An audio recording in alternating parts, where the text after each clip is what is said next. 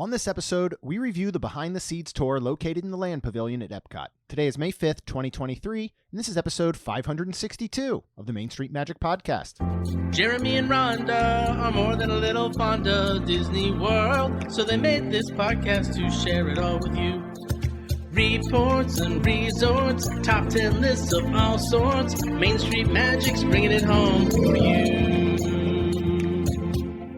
Hello and welcome to another episode of Main Street Magic. I'm your host, Jeremy Stein, and as always, I'm joined by my lovely wife, Rhonda. Hey, guys. Make sure you check us out on the web at mainstmagic.com, as well as follow on Facebook, Twitter, and Instagram at mainstmagic. If you've not done so already, head out to Facebook and search for the Main Street Magic community and ask to join. Then if you go ahead and hit that subscribe button, you can get brand new episodes every Tuesday and Friday. We have done a lot of dining reviews lately, and many of them would not be possible without our friends over at Mouse Dining. Yes. Because Mouse Dining removes the frustration of booking Disney dining reservations, alerting you when they spot availability for your desired restaurant, date, meal, and time. Visit msmfriends.com to use this free service.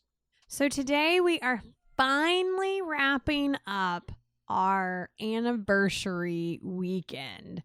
If you go back and listen to our last two episodes, we talk all about all of our sit-down dinings we did, and then all about basically our day, just kind of running through it, minus the sit-down dinners, because we did all that in the first episode. Now we are finishing up. Is this the longest weekend ever? Because it was only 2.5 days worth, but man, we packed a lot in. Yes. And so today we're going to specifically focus on behind the scenes. Yes. We were going to include this last episode, but it was running pretty long, so we thought we'd give this its own episode. Because I think it deserves it, to be honest. I think it does too. And because when we were ending on our last one, the next day was this.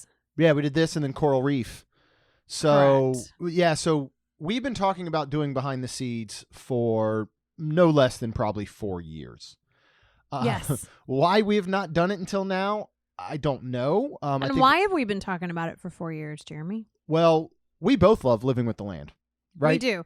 And one time we were writing it, and we were like, what is all that? What are those people doing? Yeah, we saw the tour. So we were like, all right, well, let's look this up. And, and we started talking about it. And I'll be honest, I think one of the big reasons that it took a while to do is that a lot of times when we go to Disney, we're with a group or we're with other people and we're with friends. And this is one of the few times that it was just you and I. And so it seemed like a perfect time to do it. So I looked up, I wanted to do it on our anniversary, like in the afternoon after Animal Kingdom, but it was sold out. Mm-hmm. And so I went ahead and booked it for April 23rd, that Sunday morning at 10:30 a.m. Mm-hmm. They are running these tours every hour. And you can either go ahead, you can actually, I love this because you can go online and book it. You don't have to call or anything. It's super easy. What I think is the best about this tour, it is 1 hour long. And how much does it cost per person, Rhonda? Because this is my favorite part. Well, it is a whopping $35 per person, tax not included, but you get 15% off if you're an annual pass holder. Yeah. So it comes out to like $28. Yeah, no, this ended I ended up paying, I think it ended up being about $62 for the both of us. Okay. After discount and all of that. Perfect. So yeah, it's really coming out to about $30 a person. Perfect. For an hour. Yeah. And we're going to talk about this tour. And so I went through, this is one thing that I was actually very, very surprised by. They said, have your phone out.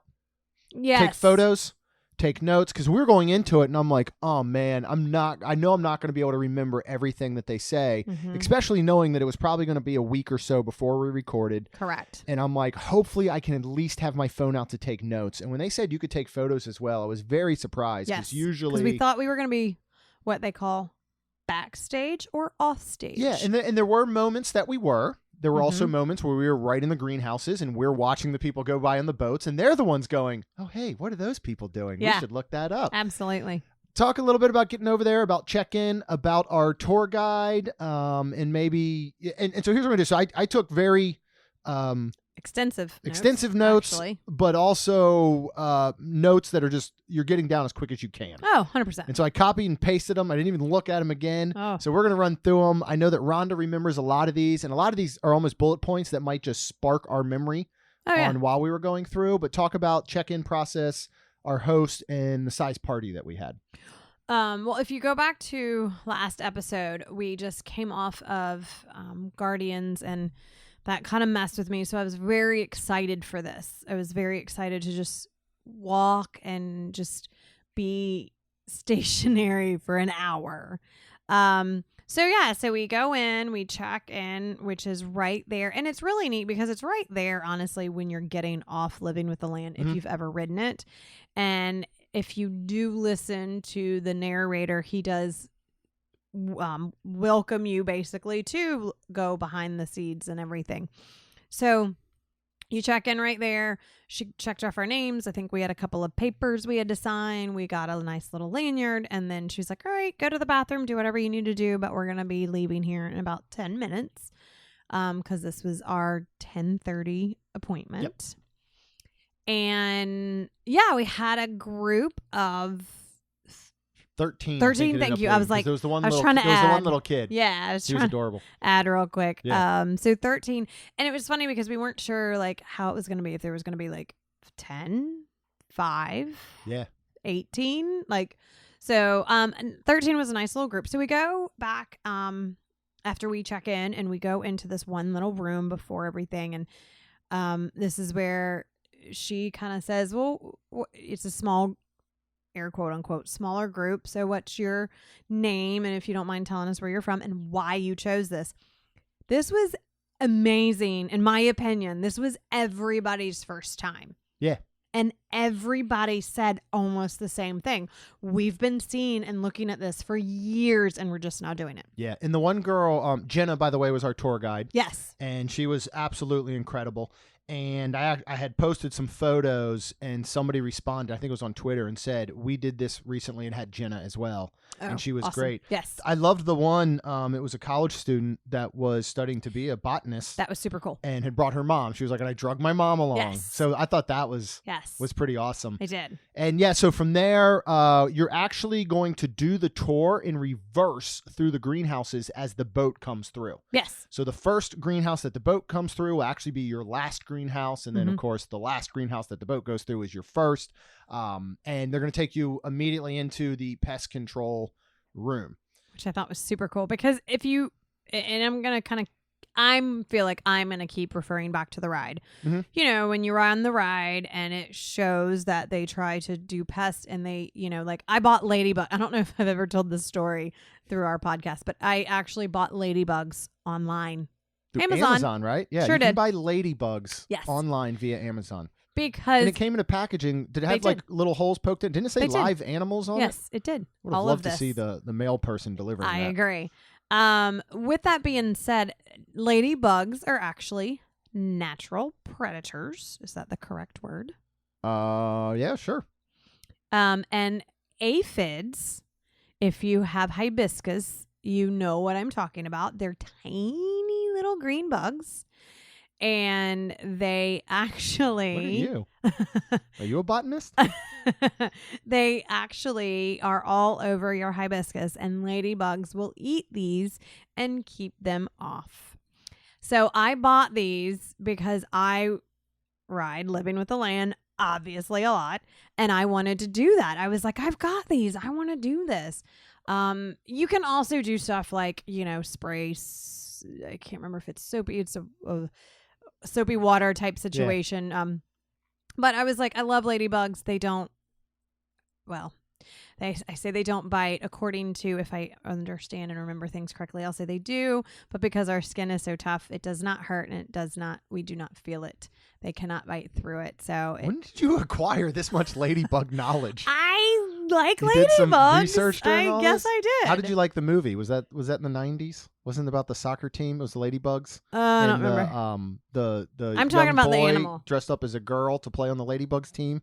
I might be getting that wrong, but I believe that I it have was. no Is idea. Rodney Dangerfield in it? I don't know. Wow. I'm gonna have to look All it the up, but- movies you don't see, you see that I know, movie. seriously. No, keep talking about the pest control room, because this really was absolutely really fascinating. So with all that being Yeah. said, I'm leading to my point of that is what this pest control room was. Literally, it is these little like bugs that get on and destroy the leaves, and they bring in these other bugs that are little, and they look like they're actually considered, I think, did she call them wasps? Yeah, she did. Yeah. But they look like little gnats, basically. But of course, under a microscope and blown up.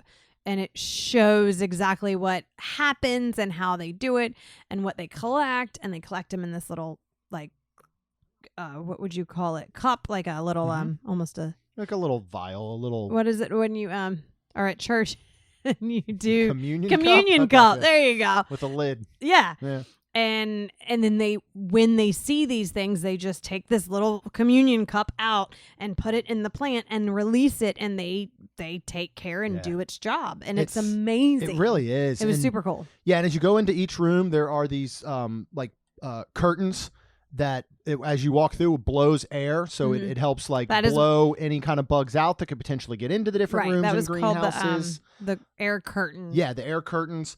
They do partner. They're a working lab that partners with the USDA, and they'll show you a video that explain all these little wasps and everything. Yeah. That I'm pretty sure is from 1983. Oh, yeah. This took me back to the days of when they would wheel in on the big metal cart, that big television that had to be had to be strapped to it, just so in case it fell over, and they would wheel that in and show you like these little short documentary style things. That's what this was.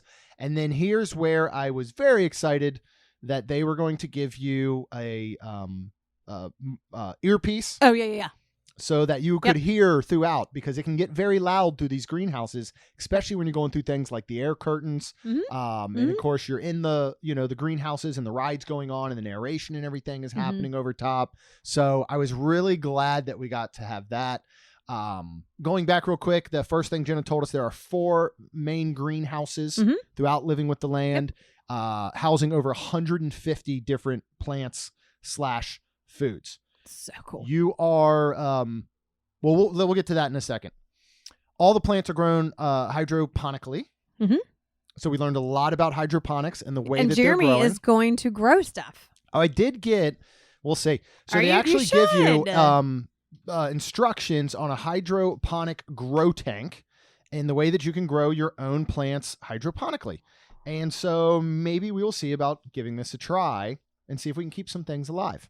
I think you should. So next, you guys, I'm sure, have seen, going through Living with the Land, these vertical grow pots, kind of basically. They're made out of like styrofoam and they're stacked all the way up. Talk a little bit about those, because I just think this is genius, and this is the type of stuff that they're doing at Disney with Living with the Land, based on space. And how could you utilize this in your normal everyday life? And that's what I thought was really cool that she did say too, because you can, like, if you're in an apartment, you can do this and, grow all your stuff. Which I would assume, I feel like she grows so much of her stuff, and she eats, like, she micro greens. And I mean, it's just, it's amazing to hear her talk about all the stuff that she did. And think of these, if you haven't seen them, if you haven't been on Living with the Land, think of basically a perfectly square, almost like pot or styrofoam cooler, and them stacked on top of each other, but just turned a percentage where, you know what I mean? Like, just, you have to turn them, obviously, so that there's each of the 4 Almost like a corners star. as you stack them, almost like a star. Yep. And then going up and up. So think each of 4 a corners star. can grow something out of it, right? And then the can grow out. Yep. So what I thought was incredible is, so normally what you would be able to grow 1 or 2 plants in a normal space of a pot, the way that they have it, you can grow up to 36. Yes. And I even asked towards the end, very, very studious question of me. And she even said, that's a great question. So I never got that growing up in school. Ask? I said, can you do all types of plants throughout, or does it have to be the same one? She said, no. You So this is like great for like an herb garden. You stack a couple of these up. You can do all these different herbs in each of the different pots I think as they stack up. that one I could see doing a lot more. Even though we have the space in our backyard, I just think this would be a neat way to kind of do it. And again, she said like apartments, she grows them on her balcony and literally harvests and eats it all. So out of these 150 different plants, and we're now in the first greenhouse. We've exited the pest control. We're in this first greenhouse. She's talking about the stacked plants, telling us about everything. She's also, there's one child, by the way. Yes. So she kind of said quite a few times, you cannot touch anything in the greenhouse. Because they're edible. Everything so they cannot is. have any sort of contamination. Correct. Everything but one. But one. And who and what is that? So this is their greenhouse pet, and his name is Stanley.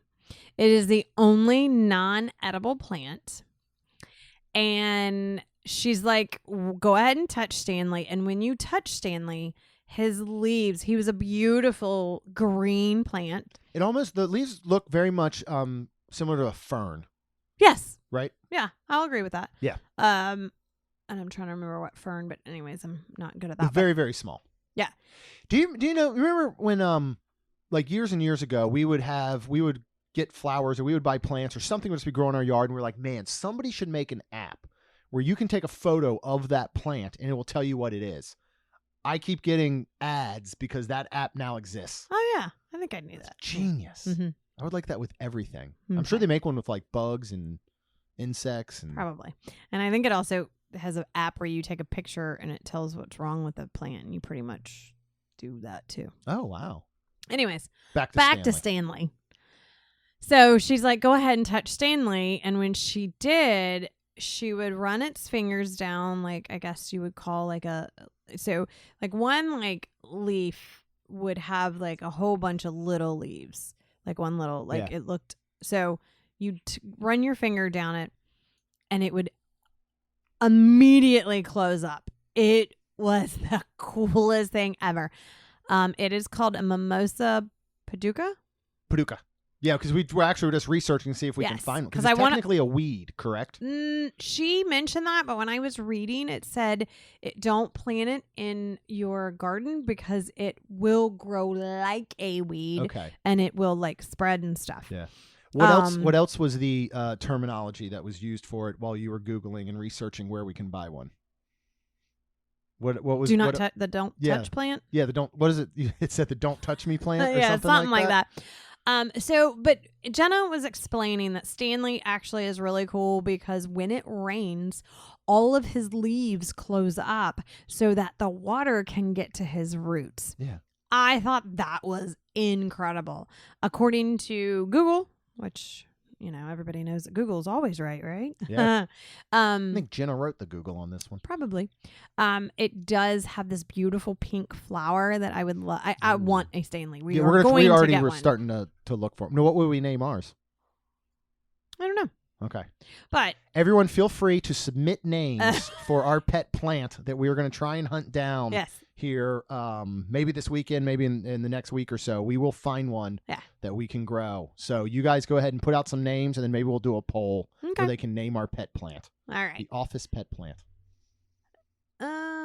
It does say, I was reading. Anyways, that's no, not necessarily because of the stuff. Anyways, the whole point is because, and again, it's in this greenhouse that is controlled. With all that being said, the whole main point to Stanley is that it is a mimosa paducah that we think we're going to get. Yeah. And we will let y'all know, especially if you want one. It is super cool though. And so you close his leaves up, you touch them and they close up. And apparently he opens back up after a little while. It's almost like, oh, you touched me and now I'm closed up. And then, oh, nobody's around. Okay, I'm going to open back up now. That was a great Stanley impersonation. Thanks. Very good. I was walking Lacey to school the one morning and I looked over and it wasn't a plant on the ground. It was coming off a tree. But the leaves, the leaves looked exactly the same. And I was like, Stanley? And then I went and ran my finger down it and it didn't close. And I was like, oh, man. Because I'd have just broke one off and then come home and stuck it in the ground. I don't think that's the way it works. I would feel bad then. I wonder if he would scream. You already did your impersonation.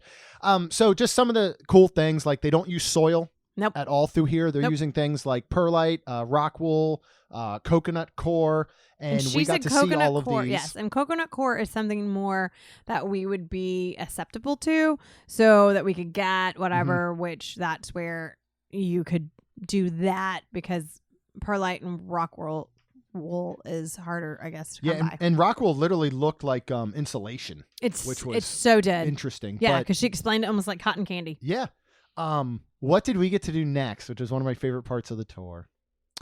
Yeah, so we were in the greenhouse, and we were looking at an aquaponic tank that that's where we got the paper from that we could do. And she actually pulled out of the refrigerator, and they are a certified zero waste facility.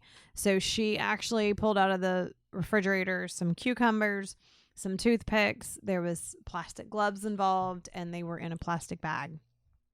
She handed us a cucumber that literally was grown there, a toothpick and everything, and we ate them. And I don't know why, but this cucumber tasted the most freshest I've ever tasted in the entire I would world. allow them to put this cucumber in my water. And we all know that I do not like uh-huh. cucumbers in my water, but Yeah. it was just delicious. It was so fresh tasting, It really and was. it packed so much like flavor. Yeah.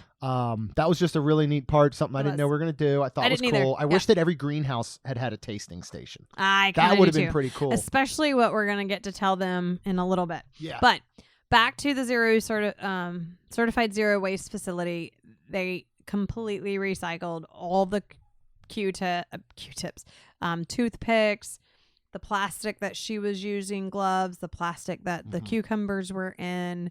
And she was explaining, and then she was also telling us that we could compost ourselves. Mhm. And I was like, we should probably do that, I know. because like And I think you we're asked gonna if get- it involved poop. I did. You didn't ask that to Jenna. You asked it to me, which I believe sometimes it can. But I thought that's what composting was one No. time when told us remember about that's it. remember that's what they're doing when we go back and talk about Roundup Rodeo, and what Right. Figgy was so happy to hear, because Yes. she was so worried about all the waste of this I food. was worried You about it were, from the and beginning. They take all of Yes. this and they compost it and recycle it Which, back how do we into do the that? earth and Because everything. now I'm kind of like, we probably should, because we just threw a bunch of stuff away in the trash. What We if I did. just put it into something? You know what I would like to invent is a refrigerator that's only like 8 inches deep. Now it'd have to be like 8 feet wide, but where you don't just have things behind other things that you forget okay. exist, and then you realize that your yogurt is a month expired. all You got to right. throw it in the garbage, Let's but you couldn't see it move on because from the that, leftovers from darling. last weekend were in the front. Okay. Just saying. Back to the composting. I don't know what it takes, and I don't know how to do it.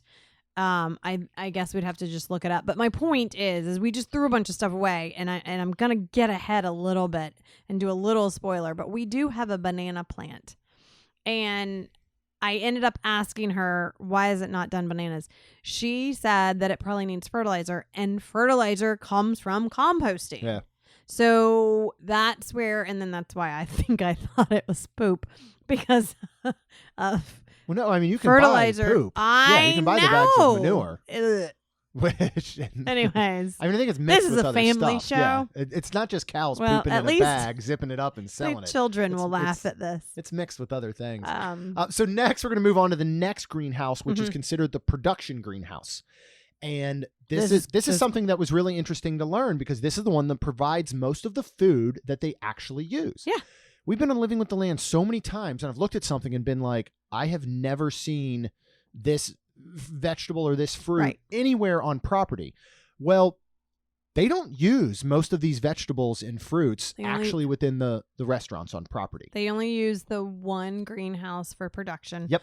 The rest actually gets stuck on her break room table so or they do get to eat whatever. it. They do get to eat it. But they're used for scientific purposes. They're used for research. They're used to The basically, animals. for animals. Super cool. A lot of these melons and stuff are going to end up Super over cool. at Animal Kingdom and Love Animal it. Kingdom Lodge. Ugh. There's certain, the winter melons, I believe it was, and I probably have notes on it. They love to give to the hippos, the elephants. Mhm. So a lot of this it's being used. It's not just being harvested and thrown in the garbage. Oh, 100%. But it's not being used specifically within the restaurants. Correct. However, out of this production greenhouse, they are harvesting harvesting 30,000 pounds a year for the restaurants. Yes. Now, most of this goes to Garden Grill. Yes, a large portion. Well, no, this was specifically the lettuce, which we're going to get to in a moment. Oh, goes to Garden the Grill's pounds, I most thought of it was No, that's throughout across. Walt Disney. Okay, it is World across, property, but yeah. I think a lot is for their Oh, they use garden. a ton in Garden Mhm. Grill. We got to see the tomatoes, which of course is this system that they've designed where the tomatoes grow up these strings, and then basically these start to rotate. Yeah, super cool. So that the vines will follow as this whole thing rotates. And she explained it almost like a racetrack. Think about it. So these vines are now going, instead of just going straight up, as soon as they hit the top, they shift everything around this racetrack, and then they can grow even more and more. So then the way they actually bloom and produce, they have, I don't know if you wrote it down, the rolly chair Yeah, they have their rolly chair. that they sit on, and then they can roll around. And the way it blooms and produces, when you harvest it, it's closest to the bottom of the ground. Yeah. And they just roll around and they start pulling them. So they actually hold the world record for the most tomatoes harvested from one tree. How many tomatoes is that, Rhonda? Because everybody just real quick, Shout out a guess. Yes, that you were I was gonna right. say you're not even close. Closest, they said 30,000. 32,000 tomatoes. 32,000 tomatoes from one plant. That's crazy. Absolutely crazy. Next, we got to see the lettuce. There's 2,000 heads of lettuce growing as you see that NFT system, which is super that they're cool. using. And we were in there, and of course, and if you've ridden it awesome. anytime soon, it says the 100th, which is super cool. Yeah, because it's like the they purple usually and do the a green Mickey. lettuce. Yeah. Yep, So this they had do the both. 100 on it. Yep. With that logo. It is too hot in Florida to grow lettuce because the lettuce will flower, which is basically going to ruin it. They're not going to be able to harvest it. So they chill that water in this NFT system that it's growing in to bring it down to the certain temperature that they need. So there's Did literally you say what how looks many like they harvest a week? No. Go ahead. They harvest one section a week, which is 2,000 heads a month. That's insane. That is amazing. It really is. And I that's think where it's so most cool. of this is going to Garden Grill. Yes. Is this lettuce. Yep. But yeah, so they literally have like an air conditioning system that is cooling the water, which is and it I just nerded out. I didn't know I would. To 70 degrees. Is that what she said? Yes, because somebody asked the question, which was super smart on their part. And I thought to myself, okay, 70 is not too cool because 72 is your normal and spring. Oh, okay. It's always 72 degrees in a spring. Oh, yeah, that's Did you right. know that? The springs around here, yeah. Mhm. Yes, and it's too cold for me. Unless it's Well, super of hot course. outside. Even if it's super hot outside, it's Still a little chilly. kind of chilly. But they always stay the same. Yeah. Mhm. One of the other things I thought was super cool is that restaurants and chefs can request them to grow certain items if they would like them for a dish. That's super cool. So that's awesome. Yep. We move on into the next greenhouse. This is the temperate greenhouse. This is used for cooler climate crops. This is the area where you see everything growing in sand, Super which is cool. completely sterile. Yep. So when they Couldn't go touch through sand. yeah, Don't could not touch even nothing. touch the sand with your finger. Mm-mm. She was like, "Don't even look at it." Mm. So if you know the cast members or whoever's there, and scientists need to go out, they're going to wear the sterile little booties over top. This is what I thought was crazy. Because did you know that your feet and your shoes can carry these microscopic worms? I did know that, Rhonda, Mm. after this tour. Did not know it before, but it Okay, makes go ahead. sense. Sorry. I was shocked, but it makes sense because some of these are trees and large plants in the root system. Some of the sand is 2 to 5 feet deep in areas. Which is insane. So some of the sand is as deep as you are tall. I know. That's kind of crazy. I know. There is the casa banana, which is one of their plants that has to be hand pollinated. They do not have male and female. That I found so interesting. The whole pollinating system is crazy to me. Exactly. We're going to talk about one of them soon here. And then the last two greenhouses are mostly just, again, educational, scientific purposes. This is so they can have the Living with the Land ride. They can have the Behind the Seeds tour.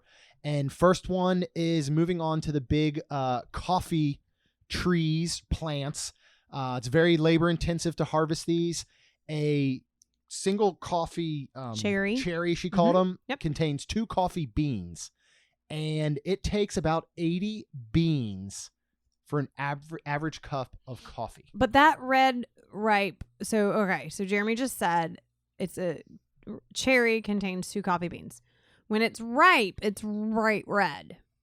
They do not ripen all at the same time. So you go to this giant tree and you have one up here, one down there, one over here, one over here. It's not like you can grab a handful. Or use a machine. A lot of these types of things, a machine can harvest them. They can come through, scoop through everything. Right. This so cannot. then you are literally going to this tree and hand harvesting each cherry. And again, 2 cherries. I mean, 1 cherry has 2 coffee beans and 80 beans for an average cup of coffee. Yeah. Now, I am I don't know about everybody else out there, even being a hairdresser, because I know that hairdressers drink coffee all day long. I am a 1 cup girl. I do not drink coffee all day long. I do not drink it like throughout the day. I don't drink 2 cups. I usually drink 1. So literally, and you can do the math, how many cherries do they have to pick for just me to have 1 cup of coffee? 40. Okay. Yeah. 40 cherries. Which explains why Starbucks is so expensive. Well, and not only that, and even Jenna said, I'm shocked our coffee isn't more really expensive. Did. I know. But think of the people, and I know you're going, that's me right now, that drink coffee all day long. You brew a pot of coffee, and then you're drinking one here, one there. You brew another cup of coffee. So I just found this like, holy moly, it does make sense for Starbucks, Dunkin' Donuts. And technically, when you go to the store the next time and you're like, man, this coffee's expensive. It should be. Yeah. One question I wish I would have asked now that I'm thinking about it, and somebody will know, we could just Google it after. So then are coffee beans naturally caffeinated? Or do they add caffeine to them? Oh, I don't know, because you're that kind of person. Because question. then she was talking about like I can't remember grounding the beans and stuff, because it always comes. But anyways, yeah. Anyway, moving on. The winter melon, which we were just talking about, they send to Animal Kingdom for the elephants and rhinos. Did you know that roses are edible? Yes. You also know that roses are red and violets are blue. Not all roses are red, because there was pink, not. White, yellow. We were allowed to smell the roses. Oh, that was amazing. Yep. And smelling the white, the yellow, they have all different smells. Yes, they were amazing. Roses do smell amazing. I'm not gonna lie. One of my favorite photos that we have, I can see it actually right from here, is you smelling one of the roses in the gardens at Duke University when we went. Jeez, that was 15 years ago. Before kids. It was when you were pregnant with Kaylin, and we went before kids. And we got to go to an exhibition game at Cameron Indoor, and we were hanging around campus prior. I remember wearing your Duke sweatshirt because I was. Yeah, because I think we went in December and she was due in January. Yep. And I got this photo of you just bending over and smelling this rose. And I went and I turned the entire background, everything but you and the rose, into black and white. Mm-hmm. And then you and the rose are in color. And it's just, I love it. It's a cool picture. Did you know that Canada grows most of the canola for our canola oil? Yes, and that should be more expensive too, I think, the way that came out. I can't remember how that was all set up. A couple other things we'll go. We went in through the aquaculture area, which is going to include your cool fish, your shrimp, and everything in there. The tilapia and the bass that are in there are actually harvested for Disney restaurants. Mm-hmm. The shrimp is not, just because they don't produce enough of it. Correct. Which that's one of those things I always went by and I was like, well, I know you're not going to Boathouse, but you might be going over. You might be going over to Rainforest Cafe, buddy, because it's right out right down the street there at Animal Kingdom. So I found that interesting. Fish. This all was very, very interesting as well. So basically, she was talking about sustainable fish, and if the Seafood Watch. Yeah, thing. Seafood Watch. You can go to Look it seafoodwatch.com. You can find places that are doing sustainable fish, things like that. To be a more sustainable consumer, buy them. I'm certainly we're gonna look at doing that, honestly, 100%. and researching it a bit more. Because if we do not move to a more sustainable environment, this is the nerdiest episode that has ever happened. But also, I hope that it is very educational, and I hope that people do learn things from this, how much we learn. And everything we're going to tell you here is just us regurgitating some stuff. 100%. Not nearly as great as going. So seriously, book this. Yeah. It is well worth an hour out of your Epcot day Absolutely. for $35 a person. 100%. But if we do not become a more sustainable environment and world, fish could basically be gone from the oceans by 2050. Yes, and That's I know insane. those people that are out there thinking We'll be dead. No, yes. No, we should still be alive. It's only 30 years from now. I hope we're still alive. Just sign a death wish. Some people might be thinking the same thing that, Yeah. all right, well, I'm 10 years older than you, 30 years older than you. I'm probably not going to be here. Who cares? But then, we got children. Exactly. And We got to your care about the children's children. Exactly. I don't think children should be having children. Anyways, we get your point. If anyone gets that reference, please message me. Okay. Literally, seafoodwatch.com is super cool. We are going to look into it. Talking about, and here's what's really cool. Tilapia only is 6 months to harvest. And all right, let's see if I remember this correctly. When you give them 1 pound of food, Not at a time. no, over the course of like a day Whatever it or is. whatever. I'm sure it's longer than that. Whatever Pound? it is. Yeah. All right. It doesn't matter Yeah, how 'cause a long it's pound of taking them fish to food- eat it. But this The- was super interesting. Right. A pound of food gets a pound of meat back. Where then she was explaining on like a cow in that type of Yeah. situation where you give them eat and you only get this. It was much back. less. Way Yeah, for the less. poundage of food was much higher Way compared less. to what it yields. Correct. As opposed to fish, which makes fish another Yes. great option. I mean, Oh, honestly, and right? fish is good for your brain, and there's so much good fish is good for. it's obvious I don't eat a lot. Maybe you should I eat more. should probably eat a lot more. Me not think so good. But it was super cool because when we were in there, she was like, okay. And it was super cool because you could see, like, I swear it was like every hour, 3:30, 4:30, which makes sense with the behind the scenes tour and stuff. So these little tilapias are getting food every hour. Mhm. So she was like, do y'all want to... This Like- was the bass that we got. That Oh, it was people the got to bass. feed. Yeah. Well, whatever was in there, fish. There was fish.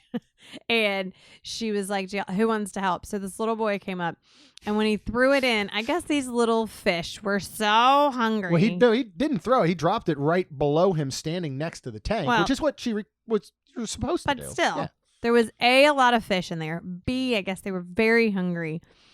And they literally looked like piranhas. Yeah. They were like all on top of each Coming other. out of the water. Coming out, the splashing. Splashed all over all him. over. It was Scared super the bejesus out of him. funny. It Super was cute. hilarious. And Yeah. then it was a whole thing. So other people got to Yep. feed. Everybody else wanted to. I didn't do it, but I got up and watched, and it was super cool. Yeah. If you've ever gone through this section of Living with the Land and you wonder what's with the red lighting, that helps with algae. Yes. All right, we're going to move on to the Tropics Greenhouse, which is my Yes. favorite greenhouse. Because that's where the banana plant Yep. is. It is the most diverse greenhouse. It is housing 80 of their 150 different plants. And did you know that the banana is not a plant? Or a plant. I'm It sorry, is a not plant. a tree. It We always is call not a ours a tree. banana tree. Yes. It's That's actually why a I plant. kept saying a plant. I Yep. know. I know. Once it produces a bunch, you chop it down and it creates these little pups that you basically replant, and you only get, I did not know that, you only get one bunch per Mhm. plant. Yep. I had no idea of that. Or if you're us, you get 0 bunches per So plant. this is where we asked Yeah. her, and she said, I think it needs fertilization. She was like, has it produced pups? And at first I didn't know what the frick Yeah. she was talking about, but then I'm like, oh, that's Yes, right. it has. The one little where they just grow up next to it. Yep. I'm like, yes, it has. She was like, I think you need to fertilize it. So Yeah. that's something else we need to get at Ace when we get our pet Get our pet plant to be named by the To be listeners. Next, I really liked this portion. This was cool. We moved on to the spices area. Yeah. And she had a big How many thing of was it? 30 spices, 30, 40 spices. 30, 40 spices. And she was going to take some, and you got to pass them around and smell them and all. And there were some of the plants. But the most, and this was neat, she was like, everybody guess, what is the most expensive spice? Yep. Everybody shout it Everybody out. knew. Yes, Saffron. you were right. Whoever said saffron. So the reason it is so expensive is that it takes 80,000 flowers to produce 1 pound, and they all have to be hand picked. Yeah. So when you go to buy saffron and you're like, oh, it's so don't complain. Second most expensive was vanilla. This has one pollinator, and it's a tiny bee that only lives in a few places in Mexico. So they have to hand pollinate them, and they only open one single day, and takes what? See, this is where my notes are not great. It takes a long time. 10 months So or it so to opens harvest. up, and so it only opens for a day. But I think is this the one where they had to No, get? that's moving on. The one that only okay. blooms at night. Oh, Opens okay. at night, but Anyways, again, that's why it's so you have to- expensive. Cardamom is next, the third most expensive spice, followed by cloves and cinnamon. Next, we get to see the giant Mickey-shaped pepper plant. Yes, that was super cool. How old is he? He is 22 years old. He is old enough to drink. And that is how you get drunk pepper to go along with your drunken goat cheese, right? Yeah. No, but so this is another thing. I found so many just interesting little tidbits and facts. Like, there's multiple colors of peppercorn. There's black, there's white, there's red. Like, all of them grow on the same tree. Mm-hmm. I did not know that. I thought that was absolutely fascinating. So next we'll move on. We have just two more little tips or tidbits, I guess, to cover. This is the one you were talking about at night, is dragon fruit. It only blooms at night. Mm-hmm. And the only pollinator are bats. Which I think is so cool. Yeah. Because we have bats that live here. Why is it not called Jeremy bat has- fruit? I don't know. Jeremy has built a bat house. Well, here we go. You need to put I it. built it up. during lockdown because we were losing our minds and didn't know what to do with ourselves. But so you I have built this a bat beautiful, house. amazing bat house that It's got to go like 20, 30 feet in the air, though, and I don't know how to get it there. I'm afraid the HOA is going to put a letter on our door. Like, why is there a big wooden box 30 feet above your backyard, above your fence? You can just look it up and do it. Anyways. What I like is that I bought so Rhonda was out one day. I had built it, and stores were reopening and stuff, and I think she went out to get some stuff to some plant stuff and do things in the yard. And I was like, all right, if you can find like a big giant wooden, like a 10-foot probably would be enough. You can get like a 10-foot pole maybe.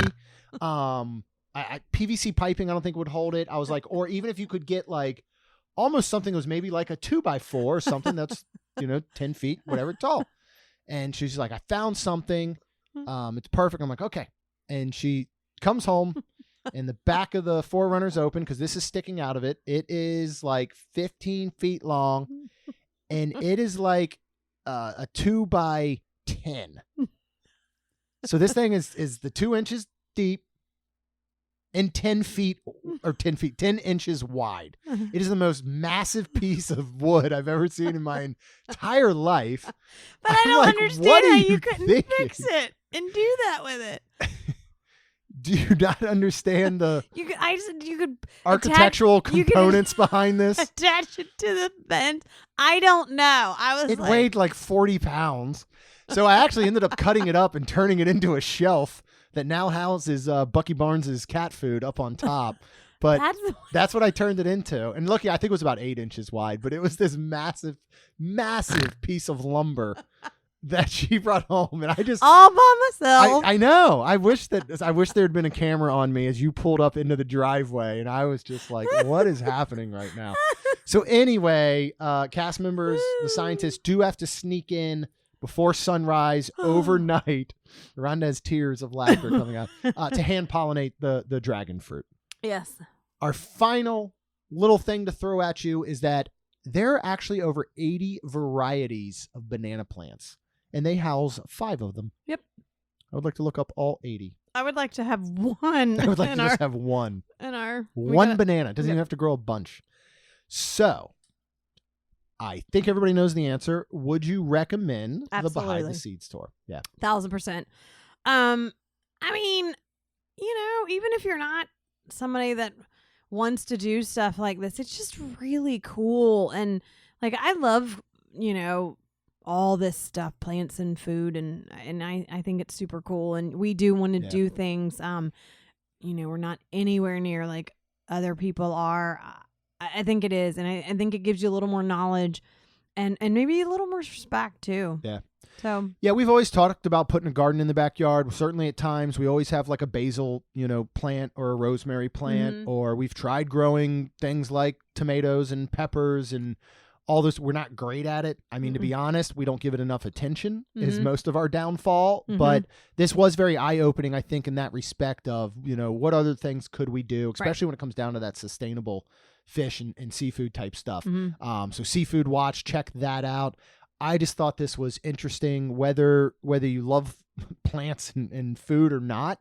I think you can learn a lot. Oh, There's 100%. a lot more to be learned than what we just went over and told you. Yeah. If you don't think you're going to do this tour, then you could just send us $25 for giving you all the information.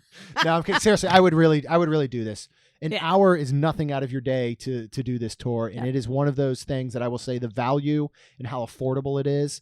I do think that the young boy that was on it seemed to enjoy it enough, but probably a little his parents probably too young. Yeah. I would say though, depending on what your kids are like, 10 and over, I think this is going to be a real cool educational learning thing. It's one of those where you go, hey, I took my kid out of school today. You're going to learn. Yeah. And you're going to learn about There plants you go. and veggies and all that type of stuff. So super duper fun.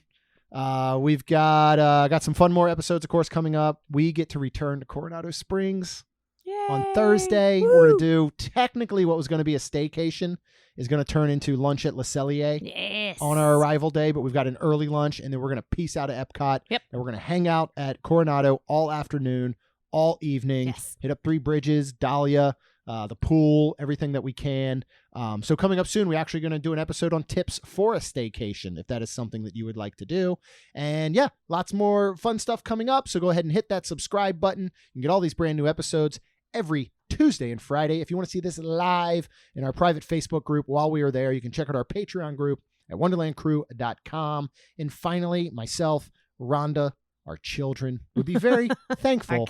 Our cats, our dogs, our friends and family would be so thankful if you would leave us a rating and review. Because it helps our show grow. That's all we've got.